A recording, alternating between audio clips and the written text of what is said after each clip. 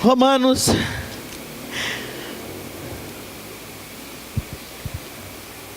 capítulo de número 11.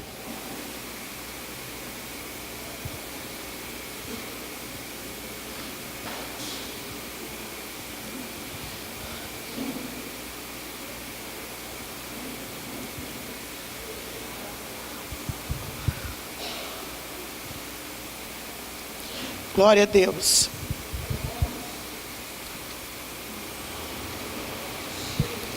Versículo de número 33.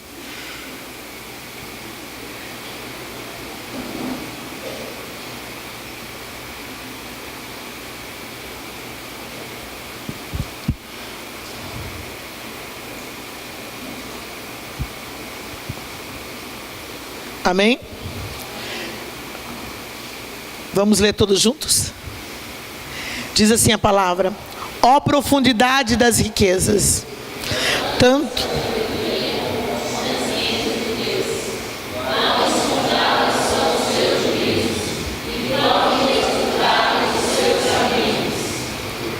porque quem compreendeu o intento do Senhor, ou quem foi o seu conselheiro? 35.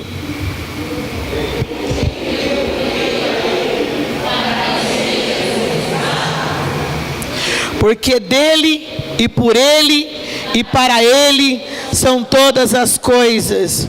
Glória, pois, a ele eternamente. Amém. Vamos repetir o 36 todos juntos? Tem uma canção que diz: porque dele e por ele, né? Vamos? Porque dele, por ele e para ele são todas as coisas. Glória, pois, a ele eternamente. Amém. Podeis assentar, queridos. Amados, diante de tudo que nós já ouvimos e temos sentido do Senhor neste lugar, nós vemos diante dessa campanha, desse tema, deste culto, vasos para a honra. Toda glória, todo louvor, toda honra seja dada ao Eterno, o Deus Todo-Poderoso. Ele fez todas as coisas para a sua glória. Por isso, quando nós olhamos para a palavra do Senhor, e nós vemos que Deus, no livro de Gênesis, quando Ele criou todas as coisas, diz a palavra do Senhor que no princípio, criou Deus os céus e a terra era sem forma e vazia. Havia trevas sobre a face do abismo, e o Espírito de Deus parava sobre as águas. E diz a palavra do Senhor que criou Deus a luz, e viu Deus que a luz era boa, e Ele fez separação entre luz e treva, entre dia e noite. Deus criou todas as coisas para a sua glória. Ele criou a luz, mas Ele criou as trevas. Ele criou os abismos. Tudo é criação de Deus, e tudo Ele criou para a sua glória e para o seu louvor. E quando nós olhamos para a criação de Deus, e vemos que quando Deus criou o homem, Ele moldou com a sua própria mão.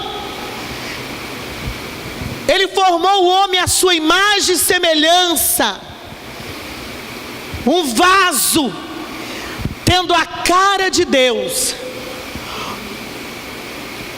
o jeito de Deus. Ele criou todas as coisas, e Ele criou o homem à sua imagem e semelhança. E aquele vaso que Ele criou, aquele homem que Ele moldou do barro, soprou a presença dEle dentro daquele vaso, o fôlego de vida ali, o Espírito de Deus ali, e aquele vaso começou a ter forma vivente. A sabedoria de Deus estava ali, a excelência de Deus estava ali, na vida de Adão. E Deus começou a delegar funções para esse homem, criado à sua imagem e semelhança. A sabedoria de Deus naquele vaso escolhido, moldado pela mão de Deus. E começou a colocar nome nos animais, nos vegetais, em todos os répteis, dominar sobre todas as coisas, porque nele havia a excelência de Deus, o poder de Deus. E tudo que Adão fazia, que aquele vaso, Deus não criou o Adão, o homem, para ser um vaso de desonra. Deus criou para ser um vaso de honra. Deu sabedoria para que ele pudesse trabalhar e servir a Deus no princípio de todas as coisas, coordenando e dominando sobre todas as coisas. O poder que Deus deu a esse vaso chamado homem, ser humano, criado por Deus. E quando nós olhamos para a palavra do Senhor, nós vemos que este homem, criado por Deus, ele toma caminhos que muitas vezes, porque Deus deu o livre-arbítrio para o homem, e ele toma caminhos que levam ele a se distanciar de Deus, e ter atitudes que afastam a presença de Deus dele. E quando nós olhamos para a palavra do Senhor, está aqui a bússola, está aqui o prumo que me mede e me faz saber que tipo de vaso eu sou na casa do Senhor hoje. Nós vamos olhando para a palavra de Deus e nós vemos que este homem, essa criatura criada pelo Senhor, esse vaso, porque Satanás ele chama o homem de cavalo. Satanás, ele monta em um cavalo. Deus habita em vaso. Deus habita em vaso. E sabemos que há muitos tipos de vaso. Tem vaso para todo gosto. Tem vaso de todas as maneiras. Tem vasos para honra, mas também, como diz em Romanos, tem vasos para desonra. Mas nós somos confrontados por esse tema hoje, para nos analisarmos que tipo de vaso eu tenho sido na casa do Senhor. Será que eu sou um vaso que Deus pode contar comigo? Será que eu sou um vaso preparado para o oleiro, para o Senhor, para o Eterno, para o Todo-Poderoso me usar o tempo todo, para todas as ocasiões? Ou será que eu sou um vaso que o oleiro só pode contar comigo naquilo que me favorece, não naquilo que ele precisa de mim? Quando nós olhamos para o livro de Jeremias, e nós vemos ali Jeremias, Deus mandando Jeremias descer à casa do oleiro, e lá ele observar o oleiro trabalhando sobre as rodas. Queridos, quando nós olhamos para a palavra do Senhor, nós podemos ver e nos medir que tipo de vaso eu tenho sido para Deus. Que tipo de vaso é você? Nós somos bons para medir os outros. Nós somos bons para julgar as pessoas. Nós queremos pessoas que estejam do nosso lado, do nosso jeito, que segue a minha maneira de pensar. Mas quando Deus coloca pessoas do meu lado, que não pensa como eu penso, que não sente como eu sinto, mas Deus me colocou ali para fazer a diferença como vaso de honra para o Senhor. Deus te colocou nesse trabalho onde você vive cercado de pessoas de todos os jeitos, pessoas que nem temem ao Senhor, mas lá Deus te colocou para você fazer a diferença. Como você tem se comportado como um vaso escolhido, como um vaso de honra dentro da casa de Deus? E se nós olharmos hoje, quantos vasos dentro da casa de Deus, que Deus moldou, que Deus deu vida, que Deus chamou, mas tem escandalizado a obra de Deus. Quantos dentro da casa de Deus, vaso que Deus escolheu, mas que podia estar fazendo a diferença hoje, e está fazendo a diferença, causando contenda, causando tristeza, causando angústia e decepção para a vida de alguém. Que tipo de vaso eu sou? Será que eu sou um vaso que transborda amor? Será que eu sou um vaso que transborda a presença de Deus num abraço, na vida de alguém? Muitas vezes eu costumo parar e me analisar, e reconhecer minhas falhas, porque muitas vezes, como pastora, como trabalhando numa igreja, cuidando de vidas, e às vezes as pessoas nos admiram, nos elogiam, e se nós não nos analisarmos, quando nós nos deparamos cheios de orgulhos, de soberba, de vaidade e de achar que são melhor que os outros.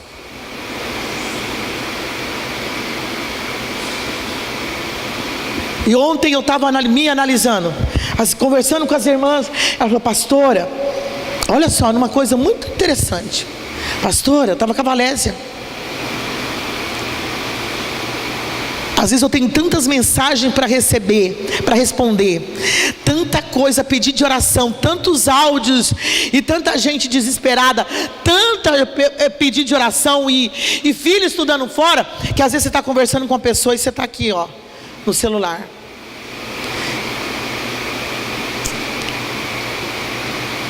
E aí eu fui confrontada nesse respeito. E eu parei, me analisei. Falei: é verdade. Ou desculpa. Eu estou para conversar com você, eu tenho que olhar no teu olho. Porque às vezes você está precisando de um abraço meu. E eu estou tão distraída com tantas coisas. Para nós pensarmos. Com tantas coisas que temos distraído hoje. E temos nos esquecido que Deus nos chamou, a presença dele está na nossa vida, e Deus nos chamou para vaso de honra, vaso que cura, vaso que muda as circunstâncias ao redor, com um abraço, com uma palavra. E às vezes você está ali no WhatsApp dando atenção para os outros que estão tão distante de você, e tem alguém do teu lado precisando do teu abraço, precisando de você. Às vezes, minha irmã, você está ali dando atenção, minha irmã, meu irmão, para alguém que está longe de você. Você está ali batendo papo. Tem alguém deitado do teu lado na cama, tem alguém sentado na mesa, precisando do teu abraço, precisando que você para tudo, olha no olho dela e diga assim: eu te amo. Como você está? Como foi o teu dia? O que você está sentindo? Porque onde está doendo? Você está bem? Você quer um copo de água? Você quer uma massagem nos pés? É vaso para honra. E que tipo de vaso eu sou? Será que eu sou aquele vaso que eu visito alguém para saber das coisas e depois levar, trazer? Eu sou aquele vaso que eu quero receber o amor, o presente, o milagre, mas eu ser bênção na vida de alguém eu não quero. Deus, quando mandou Jeremias descer a casa do oleiro, quando Jeremias chegou à casa do oleiro, lá na casa do oleiro, Jeremias estava um profeta desanimado. Jeremias estava um profeta desistindo da comissão de ser profeta. Ele já tinha apanhado tanto, foi para fundo do poço, foi jogado num poço, aterrado na lama. Jogaram o profeta dentro do poço e na lama.